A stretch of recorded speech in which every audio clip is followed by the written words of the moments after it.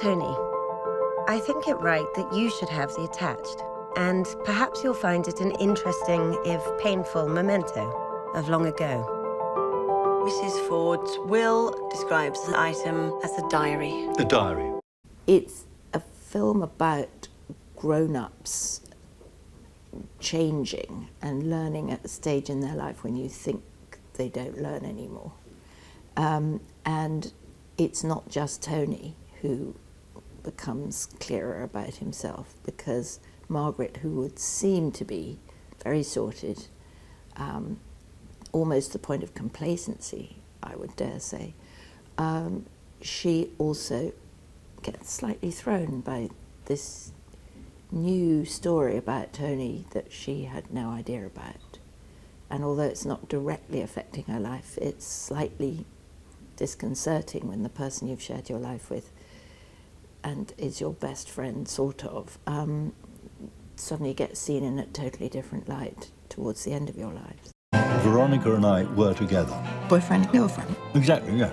Then in my school days, I met my best friend. Tony Webster. I'm Adrian Finn. There's a memory of the book and the memory of having enjoyed the book.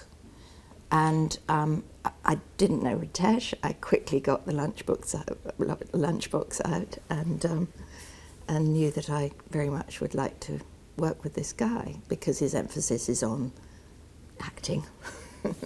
And that's fairly rare in some films. You know, it's more about action shots, and you know, it's very refreshing to go in a bit deep in relationships and stuff like that, and Ritesh seems to enjoy that as much as actors do. And I knew Jim. I'd worked with him before. We've been married a couple of times. And so there's a history there one could exploit in a certain way. And I recently worked with Michelle in Downton Abbey briefly. So there was there were the seeds of a family that you could imagine and develop. My best friend mysteriously died.